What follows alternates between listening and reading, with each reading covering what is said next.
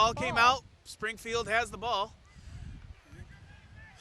Somehow an MIT player lost his shirt. And he's decided to put it on inside out.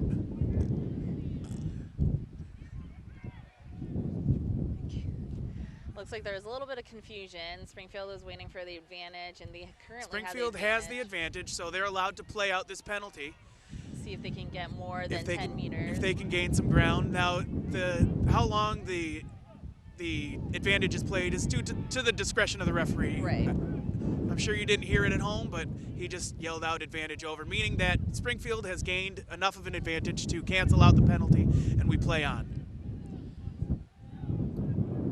Well, this is a nice drive that Springfield has right now. Springfield's got a chance to work it in, but our forwards seem to be lacking in getting back and supporting the team. Yeah. Now we have a penalty to MIT. Again, feeding the ball back.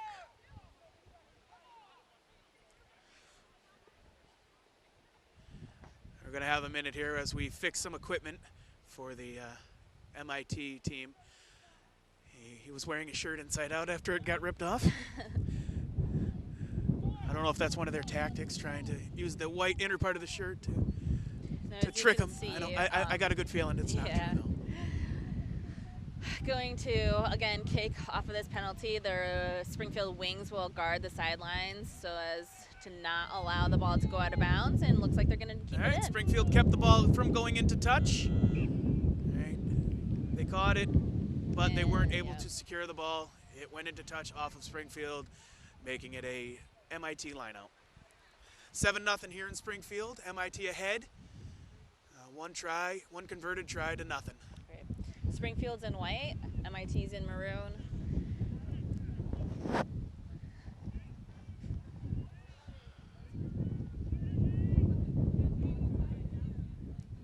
Ball thrown in, and it's out to the backs. The ball was charged down. Now that went forward off of a block.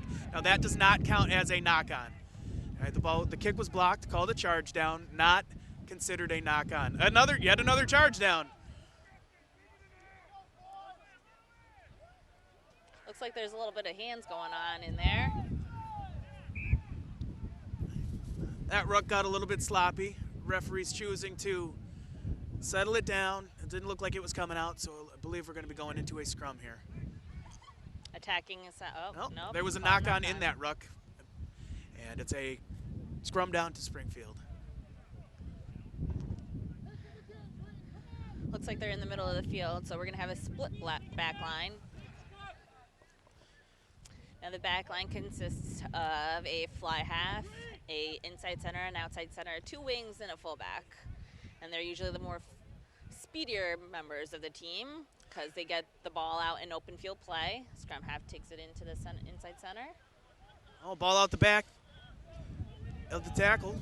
Offloaded in the tackle again. Trying to keep the ball alive. Lots of offloading. Now the player was being tackled, and it wasn't all the way down, and passed it off. He lateraled it to another player. Got Martin Mahoney trying to break the opponent's line here, getting the ball back to his other side. Maybe gained a little bit off of that, but you normally in 15s, you really want to try to get that ball to move forward because, like we said before, you can't throw the ball forward. So really your only way to get it forward is either kicking the ball forward or running the ball forward.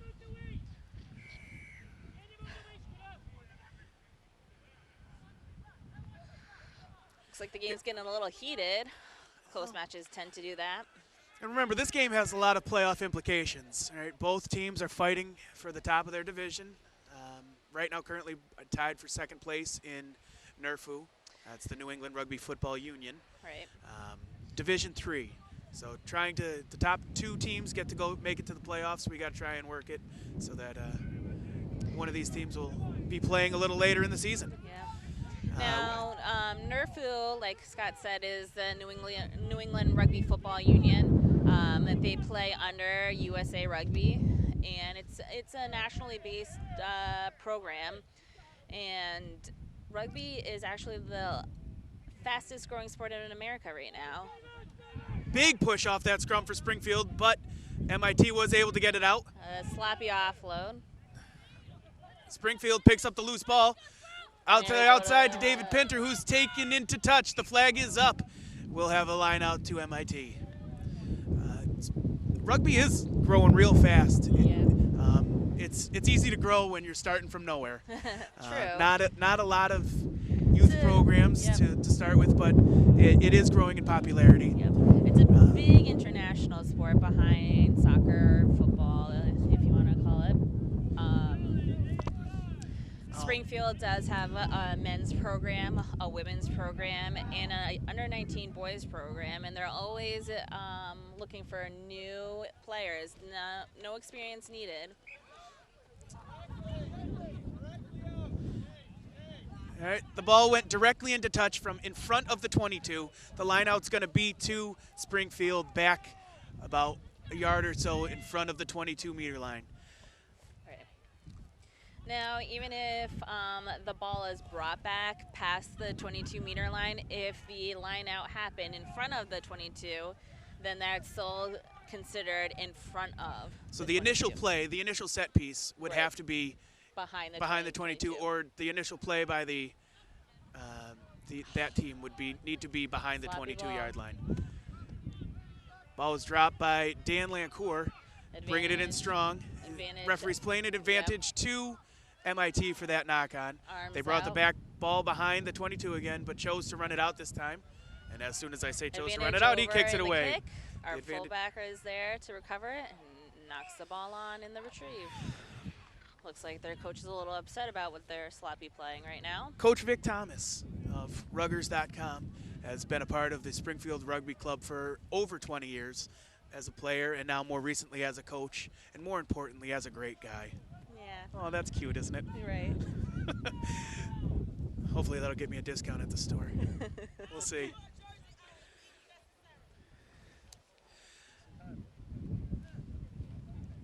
All right, from the knock-on, we have a scrum down to MIT.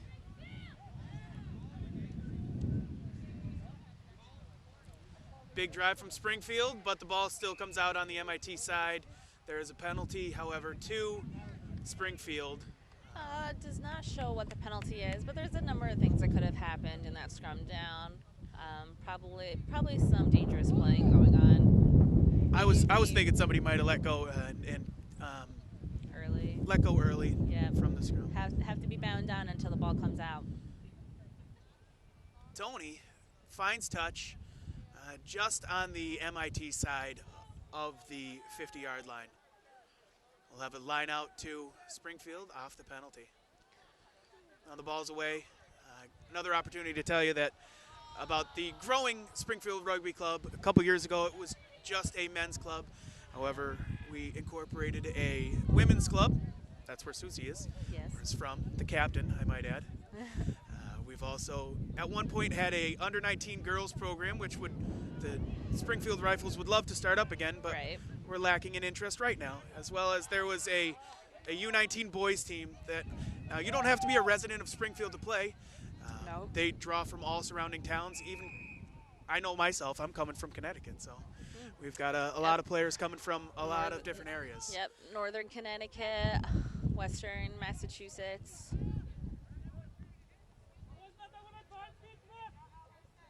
Now, I played for 4 years in college. Scott, did you play in college? I didn't. I played football in college. Yep. However, when I got out of school, I was looking for something else to do. There wasn't really a football team around that I was interested in joining. A friend of mine, a guy I worked with, told me about a team that played rugby at a park down the street from where I lived. So, why not? I'll come out and check it out. Turns out I've been here, I believe, this is my 7th year with Springfield Rugby, and I've loved every minute of it.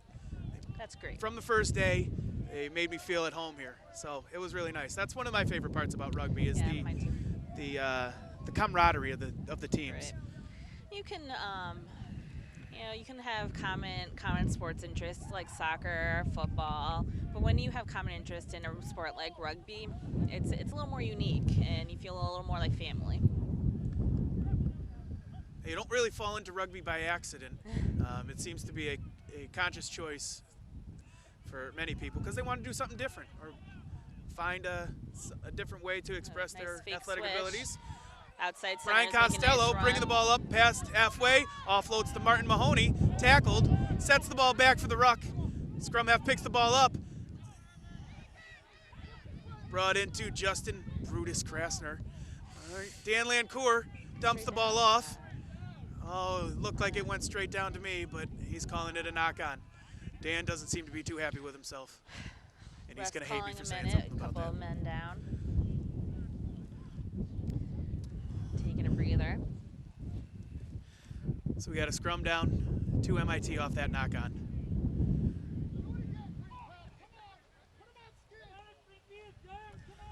Ever since that opening couple-minute try, it's been a defensive battle. Right. A lot of play in the middle of the field, working back and forth between the two teams. Again, it's 7-0 MIT. All right. Oh, a whirling dervish of a scrum there. The Springfield pack seems to have turned it, but the ball came out before it wheeled to 90. So if it had wheeled to 90 degrees, it would have been turned over if the ball was still inside the ruck. A lot of the time, well, it looks like there's a penalty being called. A lot of the time, if it's your own put-in a scrum, you will most often win the ball because you have the advantage of your hooker having their right foot to hook the ball back. That and knowing when the ball is coming in helps too. Right. And actually, it looks like they lost some. MIT kicked the ball directly into touch. That draws us to a close at our first half. 40 minutes down, 40 minutes to go. MIT 7, Springfield nothing. We're back here at Van Horn Park in Springfield for the Springfield Rifles versus MIT graduate rugby game. I'm Scott Harlow, and with me is Susie McPhail. Now, any thoughts on how the game's going today? Looks a little sloppy out there. Wind might be a factor. Adrenaline also might be a factor because this is such a big game for both teams. There's playoff implications for the New England Rugby Football Union. Top two teams will make the playoffs. Right now, they're locked in a tie for second place. So this is a big game between the two. I tend to agree with you. There are a lot of sloppy plays out there. You were commenting earlier that Springfield was looking a little bit flat. They seem to have turned up the intensity a little bit towards the end of that second half. I think that opening try by MIT took a little wind out of the sails. It's tough to take wind out of the sails on such a windy day here, but it seems that Springfield's starting to get back into the flow of things. Right. We'll see how it goes into this second half. Yep. As you can see, the teams are huddled up for halftime, and they look like that they're getting pep talks by their coaches. Hopefully we'll come out with a nice, intense second half. It's 7-0 MIT. They have a try scored as well as a conversion afterwards. The teams will be swapping ends of the field. Okay, Springfield in the white will be going from right to left. MIT in their classic maroon will be going left to right. This may change things now as the wind is blowing down into the in the Springfield favor. Right. It is a strong breeze. It is swirling though, so breeze changes all the time. We're getting ready for the second half. Take it to the kickoff. MIT's on top right now, 7-0, here at Van Horn Park in Springfield on this beautiful fall day. A little windy out. Wind's been a factor in the first half, it looks like, a little bit. And hopefully they can adjust to it in the second half. Now, MIT came out real strong in the first half, scoring a quick try in the first couple minutes of the game, and they converted that try to get to 7-0. The crowd's really starting to get behind Springfield here, and it seems to have helped. Springfield took that end of that second half, and they really seemed to own it. They just couldn't put one across the end line. It was a nice kickoff. Nice and high. Forwards were able to get there and cover quickly. Okay. And the ball was turned over by Springfield. Chris Hunt, Esquire, bringing the ball in. Now that's basically what you would like to happen on the kickoff is a nice high ball that's allowing your kick down into the corner. It's a foot race. Who's getting there first? Looks like MIT. Oh, and the ball is into touch. Oh, great kick by Martin. Good thought. Just a little too much boot. Great try on that. I believe the ball went out of bounds in goal, which means we're going to have a... Nope. No, it didn't? I was incorrect. I don't know what I'm talking about. Went out on the sidelines, thankfully. So we're going to have a 5-meter line out, it looks right. like. To MIT, as the Springfield was the one to kick the ball out of bounds. We're going to have a 5-meter line out to MIT. Now, if MIT wins this, their best option is to kick the ball forward to gain a little bit of ground. And they're looking to put the ball into touch. Yeah. Just to try and, move the ball out of their own end.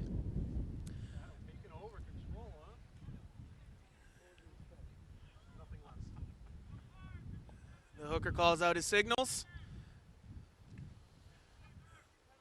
Players contest for the ball, won by MIT, and they kick the ball ahead. Fish takes the ball up. Now, probably an ill-advised pass there, but right. hopefully the Springfield Rifles can rally and secure this ball. Looks like that they looks like they've secured the ball. Ball inside again to Chris Hunt. Makes a quick toss out the back before he was tackled. All right, Martin Mahoney bring the ball in for that maul, brings the ball down. We have a ruck set. Luca taking the ball out, passing out to Brian Costello, and we've got ourselves a obstruction call. I think that was an unintentional obstruction, so he's going to give a scrum down. In the game of rugby, you're not allowed to block for anyone. You can't accidentally block. You can't do it on purpose. Yep. Okay, so you can't get in the way. You're not allowed to obstruct the tackler from getting to the ball carrier. Right. And what happened there was some crossing, maybe a mixed up signal, missed sign, but we had unintentional obstruction, scrum down to MIT. Now, like you said, there's no blocking in rugby. There are options like rucking and mauling. You might hear those phrases a lot when we're talking about rugby. Basically, a ruck will allow you to push players from opposing teams off of the ball when the ball is on the ground after a tackle. A maul is when the ball is up, off of the ground. Basically the same premise, trying to push the opposing players off of the ball. And we got a little bit of a problem there. This is not what we want to see. This is ugly stuff. There's no place for this in the game of rugby. Looks like there's a little altercation out on the field. Again, temperatures are flaring here. This is a very, very important game. Very, very important game. Playoff implications. Looks like there's a player down on the field. It's going to give them a minute. Teams have been separated out. We have an MIT player down. We're going to need to take a moment here, bring out the coaches, have a little look, make sure he's okay. He seems to be all right. Up quickly. He seems to be fine, shaking it off. Now, you might see a couple of altercations in the field of play.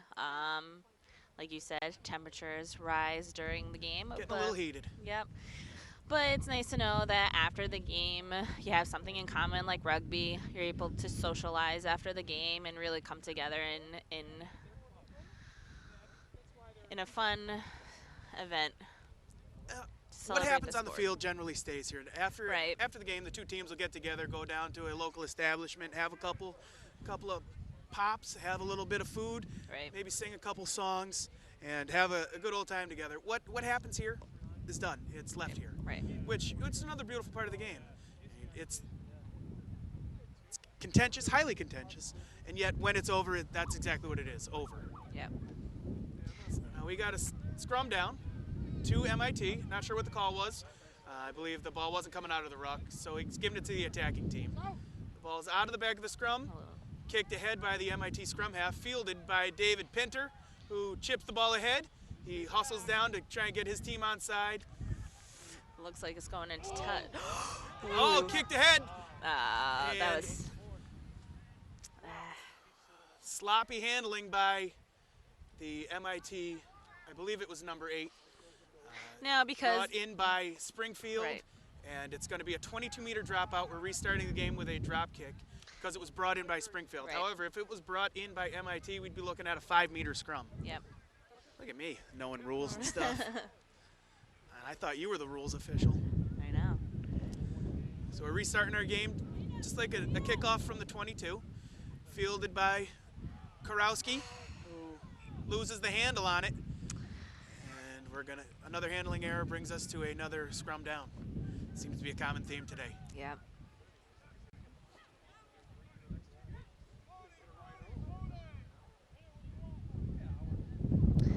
Now, it is MIT's put in. I feel like that their back line's a little flat though.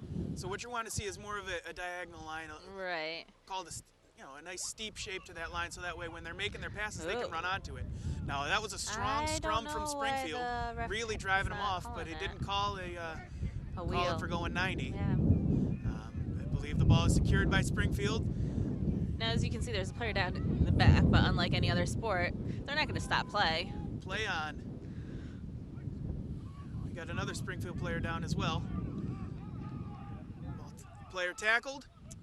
Good ruck by MIT. Ball pops out Ball on the popped Springfield out the front, side. though. Yeah. Chris Hunt makes a small run, pops it. We got it. We got some players. They got numbers out on the outside. They need to work the ball to the outside. And that's another knock on. I don't know if he's calling advantage. No. Ball kicked ahead. Come on. And it ball into touch on the line.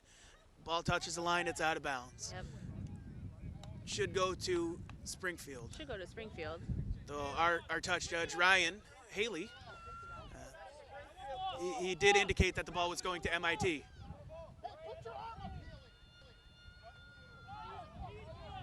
So a little bit of confusion as where who's putting the ball in. Okay, that ball was not touched by Springfield, so it should go to the Springfield team. Unlike a game like soccer, the ball can touch the line, or a player who has possession of the ball can touch the line, and that is considered out of bounds. Springfield puts it in, overshoots his jumper, but it is taken by Springfield. And a nice ruck is formed. Ball out to Mahoney, out to Tony. Costello has possession, gets it out to Zach Richter on the wing. Breaks a couple tackles, and he's taken into touch.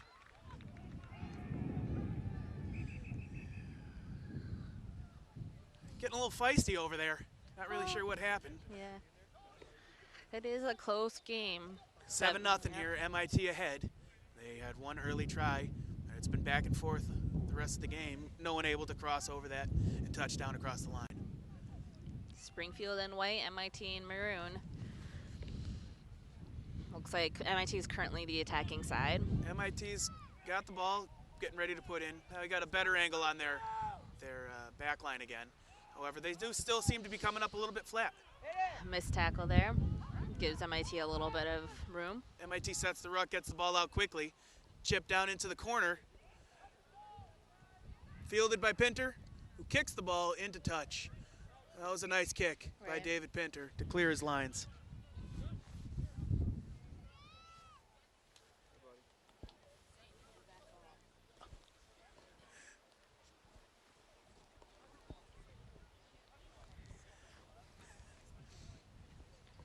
Now it's put out by Springfield. We'll have a line out to MIT.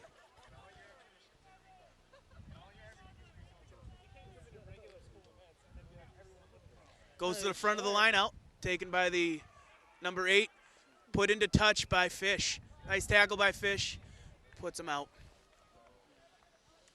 I like all these nicknames that the players have. Is that a common occurrence in rugby?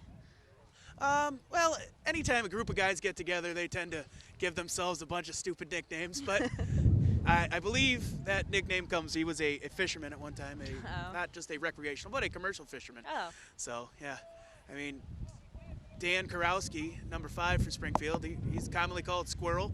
I believe that comes from when he was playing with the Springfield men as a youth, well, not as youth, but as a younger player. Watching him run with the ball is like watching a squirrel trying to cross the road, couldn't decide where to go. He did pick up another nickname in college, but we won't talk about that one.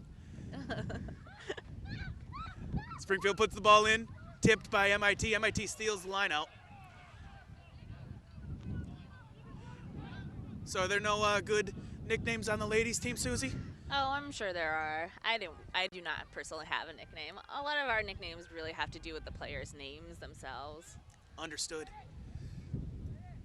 Kicked through by MIT. Ooh, this looks like it might be up.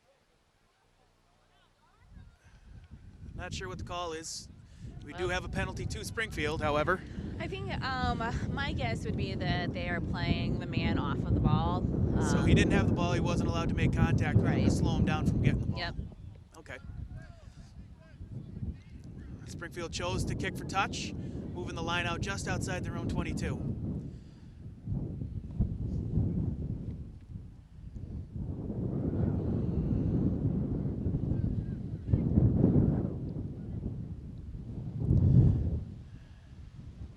We got Ricky Blair putting the ball in as our hooker here. He's a native of the beautiful land of Scotland, affectionately known as Shrek.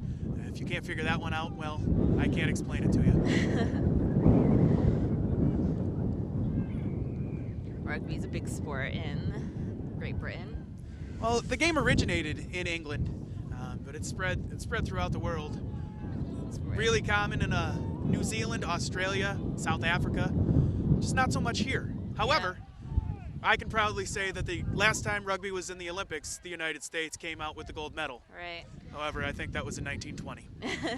So we got a long way to go. Well, rugby is going to be reincorporated into the next, not the next Summer Olympics, but the one after that. I believe in the 2016 Olympics. Yep. Whichever one's in London. I'm not sure which one it is. No, that's the 2012. 2012? Yeah. Oh, well then, yay, Olympics. Now, when they go to the Olympics and play there, they're going to be playing a 7-on-7 form of the game, commonly referred to as sevens. It's 7 players from each team, same size field, 7-minute halves. Basically 14 minutes of sprinting and watching fast guys run. Exciting game. Not as much stoppages, not as many penalties. Now we got MIT making a break for the line here. They secure the ball on their ruck. Springfield's getting back pretty slow. They work the ball outside. He's got a man outside him. Should have a clear shot to the line here. Looks like there's going to be a score. He brings the ball to the middle and touches down. That brings the total right now. MIT 12, Springfield nothing. Conversion to follow. Now again, our conversion is going to be in line with where the try was scored. Okay, if he had scored that out by the wing, he'd be kicking from almost by the touchline. However, his player brought the ball in by the posts, making the conversion that much easier for him. So we'll see how he does.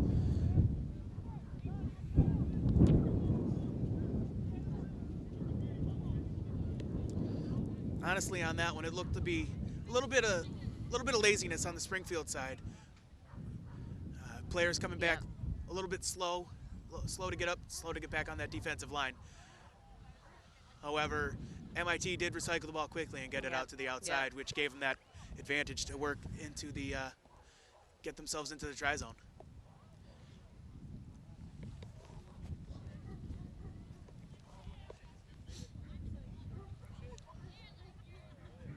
Now the rugby ball is a little bigger than a football, a little softer like a soccer ball, easier to kick.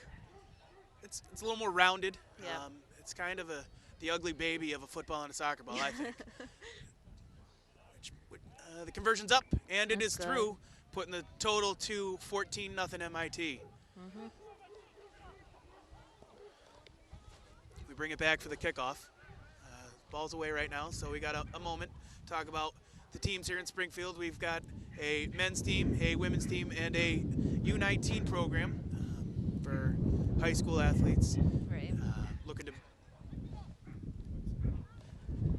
If you want any information, you can look us up on the web. It's www.springfieldrugbyclub.com. Come check us out. We're always looking for new players. No experience is necessary. Dan Kurowski getting ready to kick the ball off. Puts it up nice and high, just across that 10-meter required line. Excellent kick, fielded well by the MIT player. Oh, that was should have been a forward pass. Transferred hands from the back player to the forward player.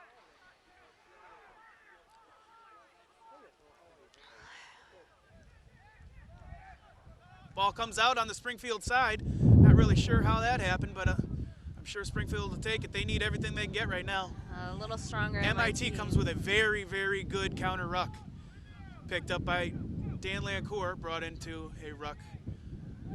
Sets the ball back.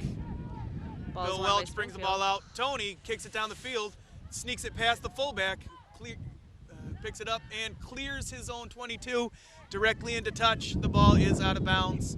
good clearance kick by the MIT fullback, but the line out will go to Springfield.